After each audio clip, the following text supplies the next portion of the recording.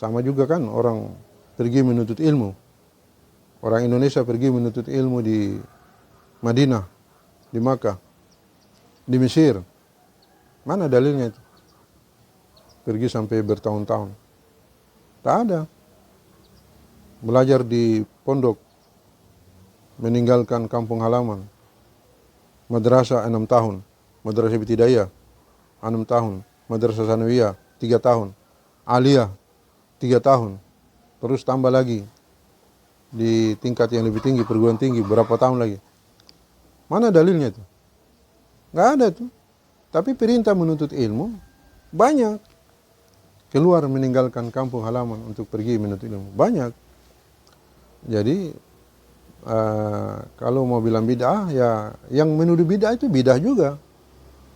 Dia juga pergi meninggalkan kampung halaman, orang tuanya, anak istrinya, bertahun-tahun untuk masuk di sebuah lembaga pendidikan selama sekian tahun.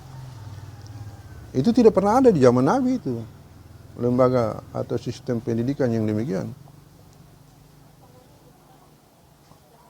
Kalau mau bilang bid'ah, mereka yang bid'ah duluan sebelum menuduh orang lain. Jadi harus konsisten dengan apa yang kita bicarakan. Jadi itu persoalan metodologi, persoalan.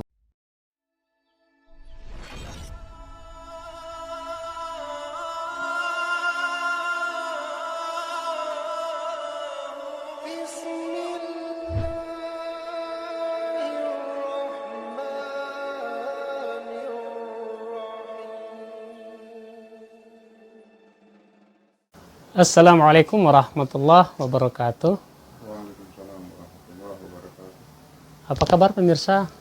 Semoga dalam kondisi baik-baik saja ya, insya Allah. Ustaz juga kabarnya alhamdulillah baik. Alhamdulillah kabar Ustaz baik. Terima kasih Ustaz sudah bisa hadir di channel AL Dakwah Maluku, menebarkan manfaat. Masih pada tema yang sama, khususnya berkaitan dengan jamaah tabligh. Ketika kita melihat Rasulullah SAW, Ustaz, Rasulullah itu adalah tokoh yang memberikan contoh berdakwah di seluruh penjuru saat itu yang mungkin ada di Mekah ya, khususnya di dunia Arab ya, di lingkungan Arab. Beliau hijrah untuk menyampaikan agama. Dan di jamaah tabligh pun juga kita lihat mereka juga keluar. Rasul SAW keluar dari kampungnya ke tempat lain untuk menyebarkan agama. Jamaah tabligh juga kita lihat melakukan itu. Namun sepertinya ada hal yang mungkin saya tanyakan. Jamaah tabligh keluar tapi dibatasi hari-harinya Ustaz. Misalnya kalau tidak salah ada 3 hari, ada 40 hari. Nah sebenarnya hal ini dilihat kira-kira ada dasar hukumnya atau gimana Ustaz? Atau ini dianggap sebagai hanya metode saja atau gimana? Ya, itu barangkali pertanyaannya. Kalau kita mau cari dasar hukumnya yang secara eksplisit, memang tidak ada 3 hari, 40 hari, 4 bulan itu. Itu tidak ada secara eksplisit, secara tekstual. Tapi kalau kita tanya mana dalil-dalil tentang keluar di jalan Allah untuk memperjuangkan agama Allah, banyak. Infiru khifafan wa thiqalan wajahidu fi sabilillah bi amwalikum wa anfusikum. Itu kan ayat Al-Quran dengan jelas, keluarlah kalian di jalan Allah dalam keadaan lapang maupun dalam keadaan sempit. Untuk apa? Dengan hartamu dan dirimu. Keluar dengan biaya sendiri. Anda keluar sendiri, Anda biaya sendiri. Nah itu banyak dalilnya. Yang dilakukan oleh jamaah tabligh itu adalah itu, memahami ayat untuk huruj fi sabilillah, keluar jalan Allah, di antaranya ayat itu. Dan sekian banyak ayat yang lain lagi. Jadi ayat ini menyuruh kita untuk keluar, meninggalkan kesibukan dunia kita, Lalu yang secara jelas tepatnya itu berapa hari? Nah, coba kalian coba cari dalilnya, maunya berapa hari? Apakah ditentukan hari atau tidak? Keluar begitu saja? Ya, keluar untuk menyuruh kita keluar ya ada. Itu tadi kan diantaranya. Tapi berapa hari itu secara eksplisit tidak disebutkan secara eksplisit. Yang jelas keluar untuk memperjuangkan agama Allah itu banyak ayat. Sama juga kan orang pergi menuntut ilmu. Orang Indonesia pergi menuntut ilmu di Madinah, di Makkah, di Mesir. Mana dalilnya itu? Pergi sampai bertahun-tahun. Tak ada. Belajar di pondok, meninggalkan kampung halaman.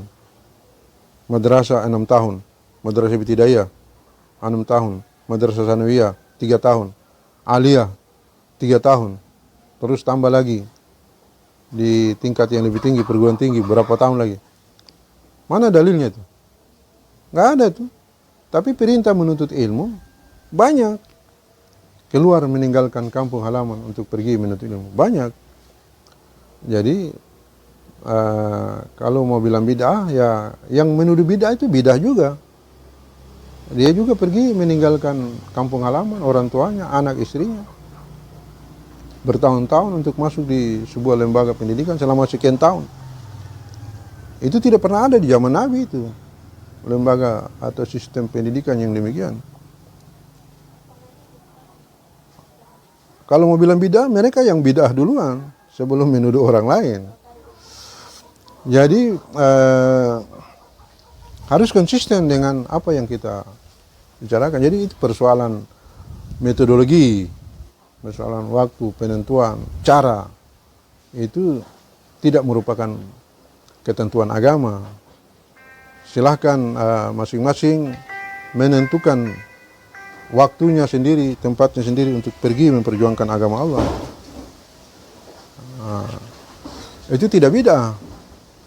Nah, di jamaah tabligh karena kita ini lemah, tidak sekuat, sehebat para sahabat, tidak dibatasi oleh waktu, maka para ulama membatasi supaya kita bisa mengatur antara urusan dunia kita dengan urusan Allah, agama Allah.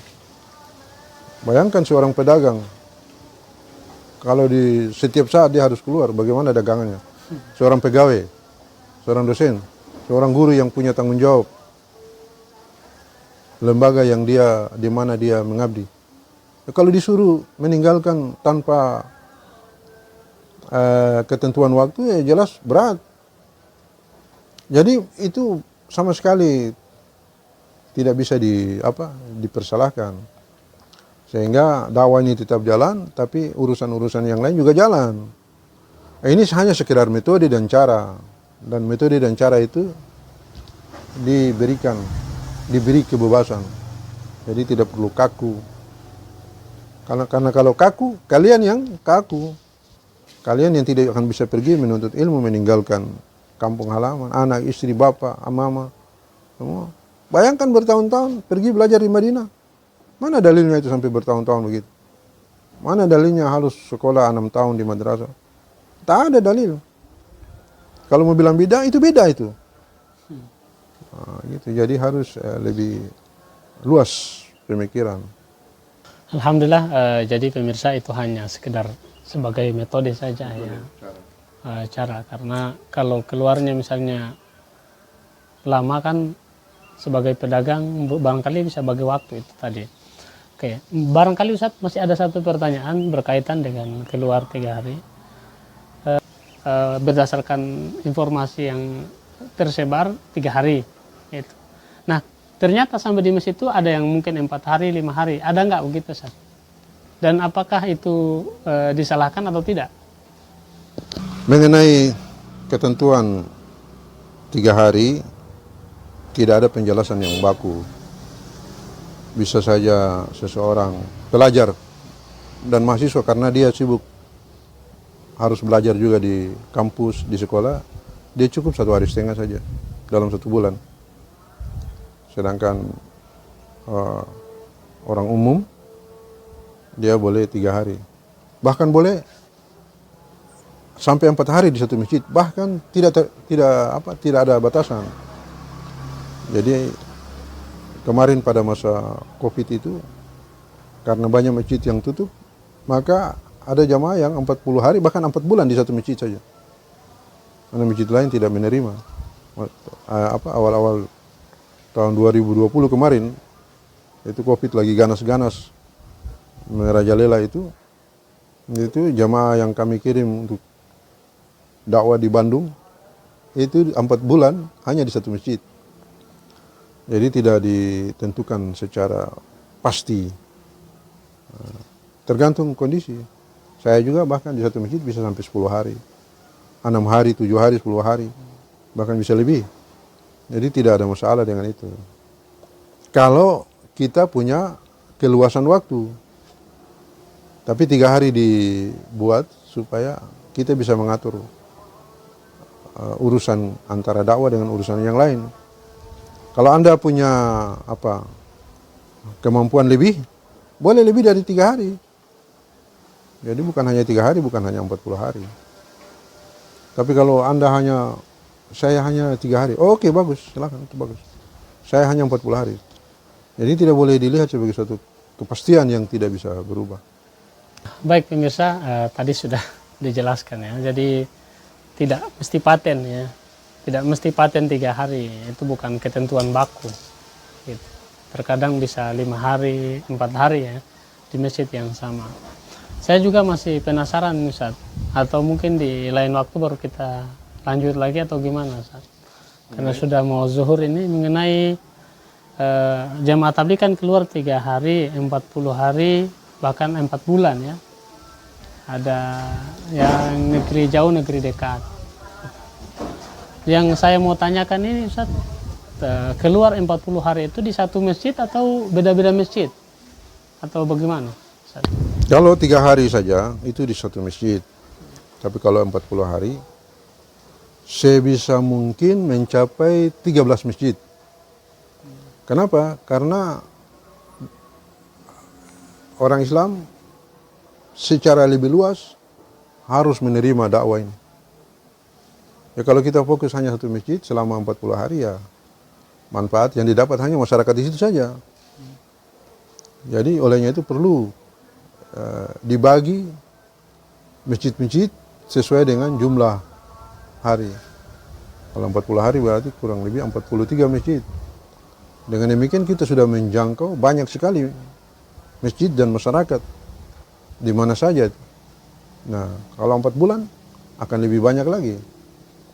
13 kali 4 kan. Nah, jadi dengan lamanya waktu dan jauhnya perjalanan, hidayah menjadi tersebar ke seluruh alam. Nah, hanya mungkin kalau kondisi lagi tidak mendukung, ya terpaksa seperti kemarin 4 bulan hanya di satu masjid. Ketika kami kirim jemaah dari Ambon ke Bandung, masjid lain tidak menerima, sangat ketat dalam pelaksanaan protokol kesehatan, ya terpaksa 4 bulan hanya satu masjid. Jadi begitu, harus lebih banyak umat, lebih banyak masjid, lebih banyak negeri, daerah, lebih banyak negara yang harus dijumpai. Orang-orang tabligh itu bilang apa? Seandainya ada orang di bulan, akan dikirim jemaah ke bulan. Dan tidak boleh ada rumah yang tidak diketuk pintu. Semua rumah di muka bumi ini harus diketuk pintunya untuk disampaikan kalimat La ilaha illallah Muhammadur Rasulullah. Yang sudah salat, yang belum salat, disampaikan. Baik, pemirsa, cukup barangkali demikian.